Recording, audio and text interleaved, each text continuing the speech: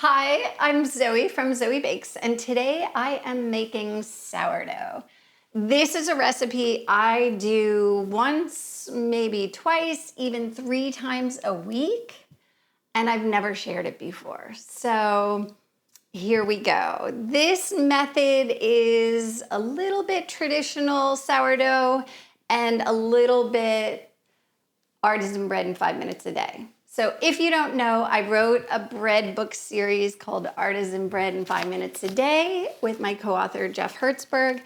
This recipe falls somewhere in the middle, probably a little bit closer to sourdough.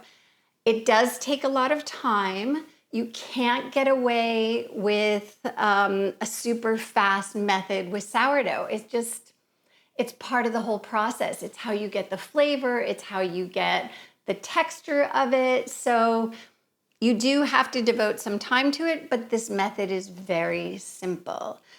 The first thing that you need is a sourdough starter. So I am assuming that you already have a really healthy, beautiful sourdough starter. I will eventually do a video on how I make a starter, but I've had one going for, this one has to be 15, 20 years old, and I just keep feeding it and keeping it alive, and that is a super easy task, so don't be intimidated by it. When you're starting a loaf of bread, you need to make sure that your sourdough is alive and active and ready to go, and the way that I do that I'm sure that it's ready, other than looking at the bubbles that are in it, and you can see that this one is like excited and ready to bake. The other way that you can do it is take a tiny little scoop of your sourdough and float it into water. If it floats, you're ready to go. You can bake a loaf of bread. If it sinks, you need to feed it and let it rise. So ours is ready to go. You can see it's floating on the top of this bowl of water. I have my sourdough starter. I have my bread flour. You want a bread flour that has lots of protein or gluten content in it so that you get a really nice, beautiful rise in your bread. Okay, my flour is already weighed out. I need to add my sourdough starter. I'm adding 50 grams. I will have the entire recipe linked below. This recipe is entirely in weights. So if you don't have a scale, this is the perfect time to get one. I'll link to my favorite scale below too. So I have my flour, I have my sourdough starter. I'm gonna add my salt. You want some salt in there, otherwise your loaf is going to taste flat and it's not going to have the flavor that you want. And then I'm just going to zero out my scale and add my water.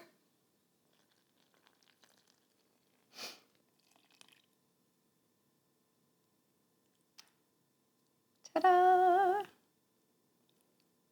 Okay, perfect. That's it. I have flour, sourdough starter, salt, and water in a bowl. That is it. Now I need to stir it up. I use a Danish dough whisk to do it because 1, it's cool, and 2, because it just has the wire and not a flat surface like a spoon, it goes through the dough really easily. All I'm doing is stirring this until everything is stirred up and in a sort of ragged, shaggy ball. I don't need to go until it's smooth. In other words, I'm not kneading this. All you need to do is make sure everything is sort of uniformly mixed together. You don't want powdery flour at the bottom of your bowl, and you don't want big pools of water. So I'm just kind of like stirring this and getting it all together, making sure it's all in the bowl, making sure there's no powdery bits. But look at that. That is sort of like a craggly not uniform, not smooth, not your traditional kneaded bread. And that is exactly what we're going for. I'm not gonna fight this into a smooth ball. I'm just gonna stop right here. Because this is sort of a high moisture dough, there's a lot of water in there. I can just let this sit and it will all become a smooth dough on its own. Just wait for it. What I'm gonna do is I'm gonna cover this with a wet towel. You wanna do this with a wet towel so that your dough won't dry out. And then I'm gonna come back in 30 minutes and I'm going to fold it. So just let it sit. You don't need to fight it. It's going to be terrific. So 30 minutes has gone by. Our sort of craggly, scrappy dough has been sitting here. And now we need to fold it. I'm not kneading it. I'm not stirring it. I'm folding it. I'm going to use a bowl scraper like this. And I'm going to take our dough, which doesn't look too terribly different than when we left it, but wait until you see. I'm going to slide the scraper down and just fold it over itself. So look at this, that scrappy dough that we had before. Look at that stretch and the pull. And that's just from letting it sit. So I'm just going to take it from the sides, push it into the middle, and shape it into a bit of a ball. That's it, just 4 or 5 turns. Cover it back up with our wet towel. If the towel is drying out, wet it again, and then we'll come back in another 30 minutes. I do this instead of fighting the dough in the beginning, because when you first stir it up, that gluten gets so excited and tough to stir, and I really have to get in there and fight it. So this is so much easier. 30 more minutes. Our dough sat for another 30 minutes, so we're gonna do another fold to our dough.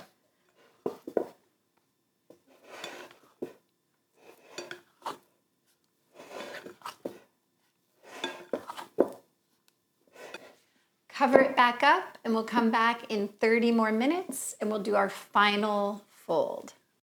So we've done our last fold and now it's just time to let the dough rest, relax, rise, do all the things it needs to do, including the fermentation, which is where you get all of the flavor and the beautiful crumb on the inside. This can take anywhere from 8 to 20 hours. I know that's such a huge span, such a big difference, but it depends on the temperature of your kitchen, how long you want to let it go.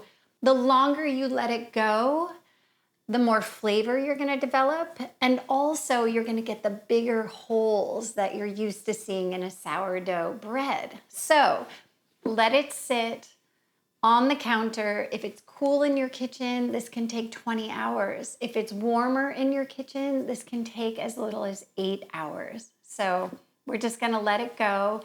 And once it's ready, I'll show it to you. The dough is rested. It rested for about 15 hours because I let it go overnight. When you let your dough rest overnight, you want to cover it so that that towel won't dry out. Let's see what we've got. Look at that. It rose, it's puffy, it looks beautiful, and now I need to get that into the shape of a loaf and let it rise again. So first, let me dry off my counter. I'm gonna put just a little bit of flour down on the counter so it won't stick too terribly. I want it actually to stick a little bit, but not glue itself to the counter. Take my bowl scraper and get that dough out of the bowl. I want to keep as much of that bubble structure that I have in this dough intact. So I'm not pressing it, I'm not kneading it, I'm not punching it. I'm just easing it out of the bowl. Somebody's gonna ask me if I should have oiled the bowl. I never do, but I think it might help. It's just a step I don't do. But I think if you did oil the bowl, it might help with this. Okay, our dough is out. Make sure it's all on there. Look at that, it looks gorgeous. I'm going to dip my hands into a little bit of flour just to keep it from sticking. And then I'm just gently going to stretch this out. Again, I'm not trying to knead it or punch it or get any of those bubbles out. I'm just stretching it so that I can form it into a ball. Okay, I have it into a nice rectangle. There are many ways to do this. The internet is filled with them. This is my method of getting this into a ball. You may want to use your bowl scraper to help. Just pick up one corner and bring it into the center. Bring the other one into the center and just keep going until you have what looks like a ball. That's it.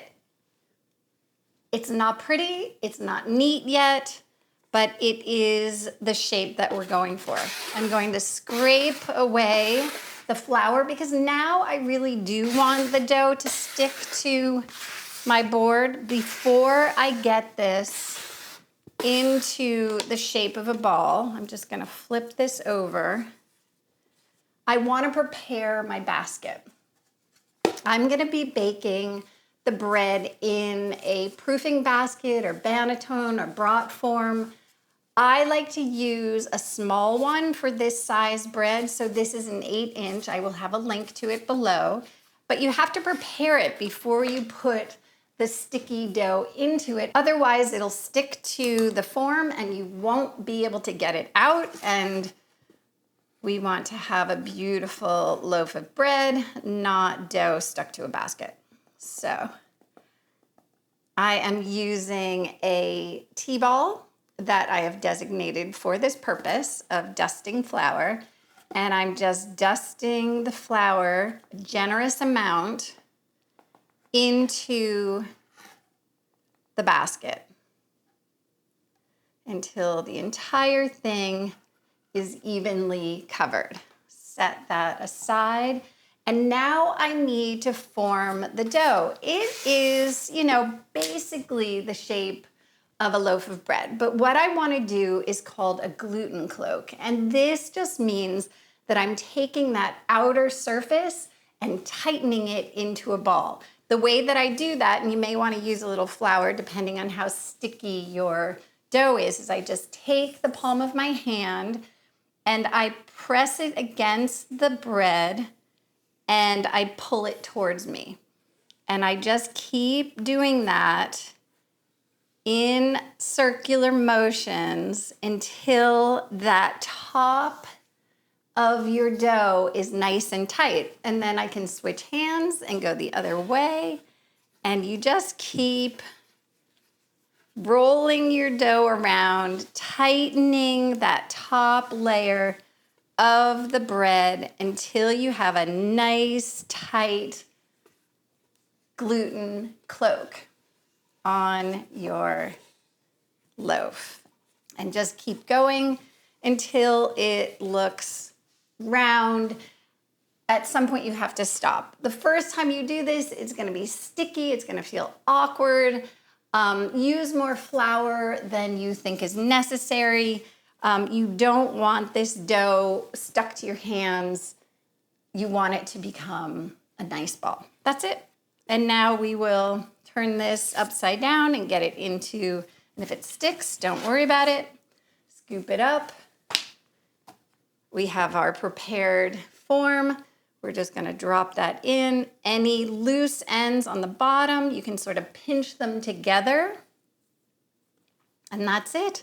Okay, so now what I need to do is cover this. And I wanna cover the basket completely so that this dough won't dry out. I like to use my organic composting bags. They're plastic, they're about the right size. I can reuse them for the composter. And my brat form or banneton will fit in there completely. Get some air in there. If you're not getting air in there, give it a little puff. There we go. Trap some air in there so that it's not gonna sit down onto the dough. And then use a clip. Okay, so 2 hours on the counter, about 5 to 8 hours in the refrigerator to do a really low and slow and cold rise, and then we can bake. Okay, the loaf has been rising and now it's ready to go in the oven. Let's see what we've got. Take it out of the bag. There we go. You can see that it's been rising. It looks great. And now it's time to get it out of the basket. If you prepared the basket well, it should flip out of here. If it gets stuck, I'll show you how to get it unstuck.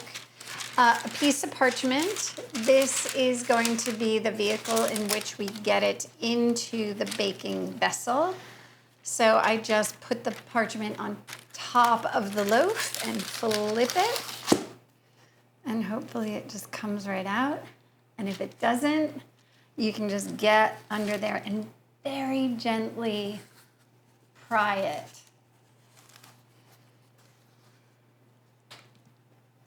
Ta-da!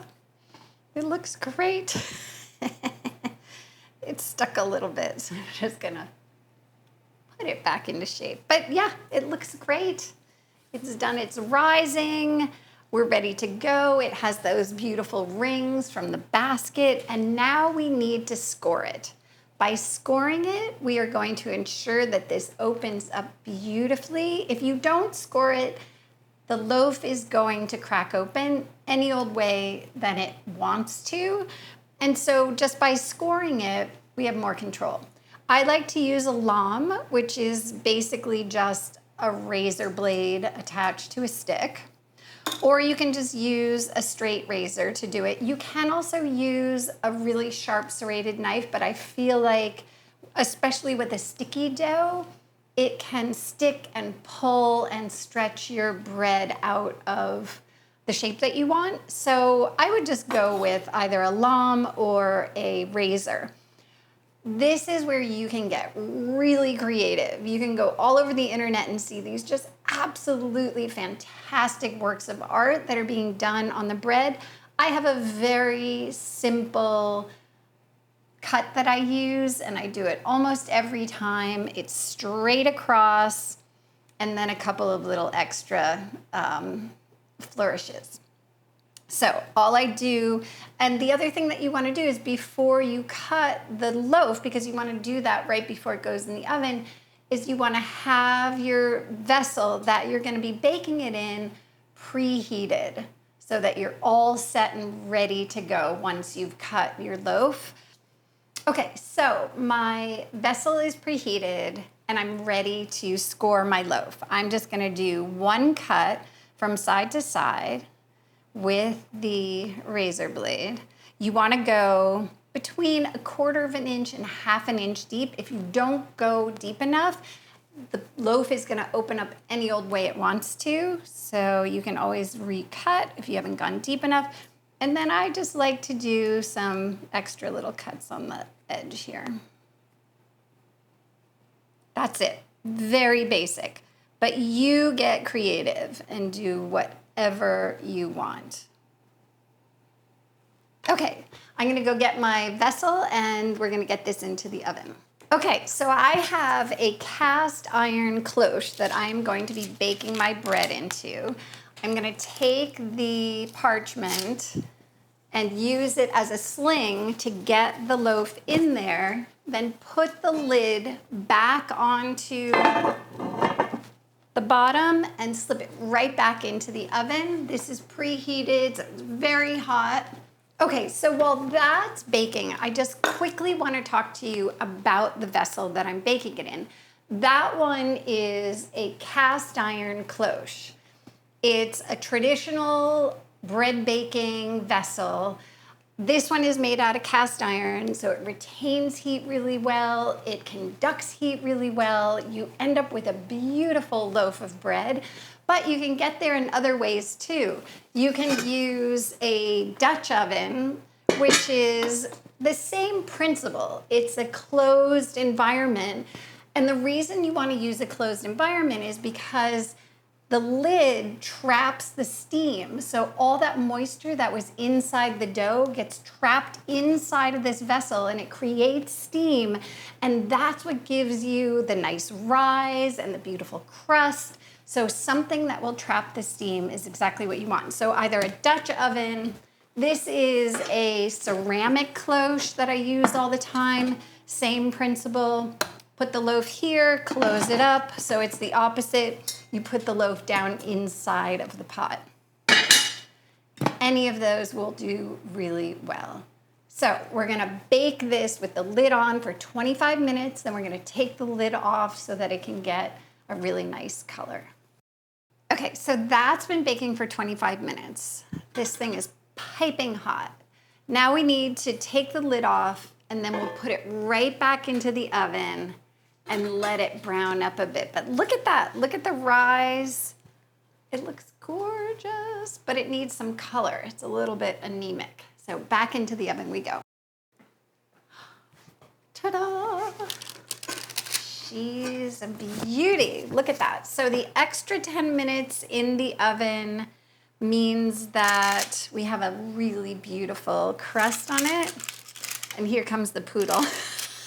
He smells the bread. And I just want to take it off the paper so that I can let the loaf cool. Ooh, hot, hot. Oh, hello, poodle. Hi, buddy. He loves bread. Hi, buddy. Yeah, this is not for you, though. Okay, so the paper gets a little brittle. Take the paper off the bottom so that the bottom crust won't get soggy. This is the hardest part. We have to wait for this loaf to cool off. I know you hate to wait, but we have to wait because if you were to cut into a hot loaf of bread, the steam hasn't evaporated out of it and you'll end up with a soggy loaf of bread, a gummy loaf of bread. So letting it cool is actually part of the baking process and the hardest. It's time, we waited, it's room temperature, and now we get to cut into it and look who's here, just waiting for the finale. So this is the strangest thing that's hit the internet, but everybody seems to be squeezing their loaf, so I'm gonna do it. For the life of me, I have no idea why they're doing it. So if you know, leave me a comment, maybe to show how thin the crust is. I don't know. Let's cut into it and see what we got. It's a good sound, huh, bud? Look, it's beautiful. We have a gorgeous crumb inside, the nice whole structure. It smells just fantastic. Yes, buddy, you're gonna get a slice. When you're slicing the bread, use a really nice sharp bread knife to get into it. Some nice butter. And there's pretty much nothing better than fresh, homemade sourdough bread. Okay, buddy. Okay, sit. Sit. Oh, sweet boy, there's your piece. Yes, okay. So delicious. I hope you enjoyed this video. Please subscribe to my channel and tell all of your friends and leave me a comment and let me know what else you'd like to bake. So I hope you'll come back and bake with me some more. How is it? Do you like it? You want some more? I bet you do. Come. Come. Sit. Oh, good boy. Good boy.